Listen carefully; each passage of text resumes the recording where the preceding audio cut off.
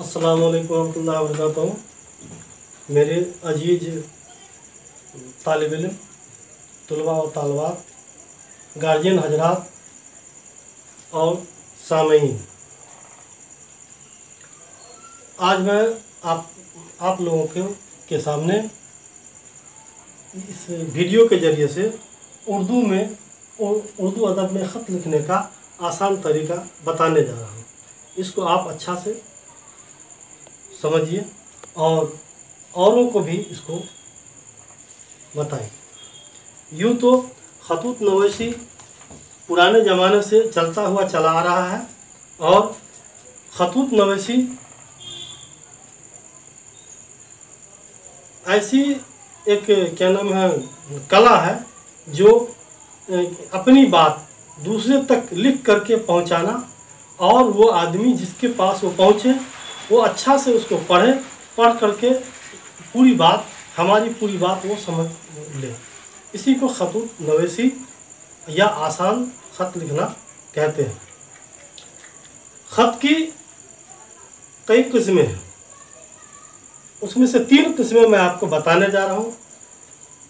पहला ख़त है निजी, जिसमें अपने जाती तौर से खुशी या गम की बातें लिखी जाती हो। दूसरा है कारोबारी, कुछ लोग कारोबार करते हैं जो कारोबारी ख़त भी जो लिखते हैं और कारोबार के सिलसिले में एक दूसरे को ख़त लिखते हैं। तीसरा है सरकारी, जो दफ्तर के अंदर में खतूत नवैसी होती है, जो अपनी हक हकूक़ के लिए दफ्तरों के अंदर लोग अपनी बात पहुंचाते हैं और अपना निजी काम उसमें जैसे कराते हैं। उसके बाद मैं आपको ये बताने जा रहा हूँ कि ख़त की 5 किस्में हैं। ख़त की 5 किस्में हैं। एक किस्में है मुकाम रवानगी, दूसरा है तारीख़ रवानगी, तीसरा है अलक़ाब व आदाब, चौथा है जो हमको ज़रूरी है, जो हमारी ज़रूरी बातें हैं उसको अपने लफ्ज़ों में लिखना है। ये पहला हुआ, ये होगा दूसरा, ये हो गया आपको तीसरा, ये हो गया चौथा, ये हो गया आपको 5वां। ये 5 हिस्से हैं और 5 हिस्सों को लिखना और उसको तफसील से जानना ज़रूरी है। पहला मुकाम रवानगी, दूसरा तारीख़ रवानगी में इस तरह से 23 अगस्त 2020 इस तरह से तारीख़ लिखना लाजमी है।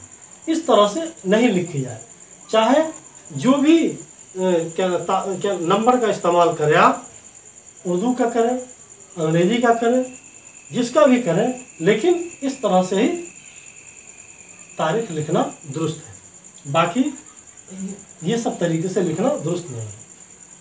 इसमें तीसरे नंबर में है मेरी प्यारी अम्मी जान।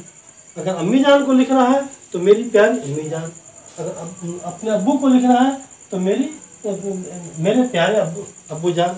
भाई को लिखना है, बड़े भाई को, छोटे भाई को, जिसको भी लिखना है पहले यहाँ लिख करके अस्सलाम वालेकुम लिखा जाए। उसके बाद यहाँ से जो आपको ज़रूरी बातें हैं उस ज़रूरी बातों को पूरी तरह से लिखनी चाहिए और लिखी जाती है। और जब अपनी पूरी बात जब ख़त्म हो जाए तो उसके बाद फ़क़त व सलाम आपका प्यारा बेटा अपना नाम, पता और तारीख़ 5वें में लिखना ज़रूरी है। इस ख़त को आप अच्छे से समझिए और मैं इस ख़त के कुछ नमूने आपके सामने में मैं पेश करने जा रहा हूँ। उसको भी अच्छा से देखिए, पढ़िए, समझिए, औरों को बताइए। अभी लॉकडाउन है, कोई कहीं जा नहीं रहा, स्कूल भी बंद है। ये वीडियो के ज़रिए आपके मोबाइल तक पहुंचा रहा हूं। इंशाअल्लाह ये आपको बहुत फ़ायदा और कारआमद होगा। खुदा हाफिज़।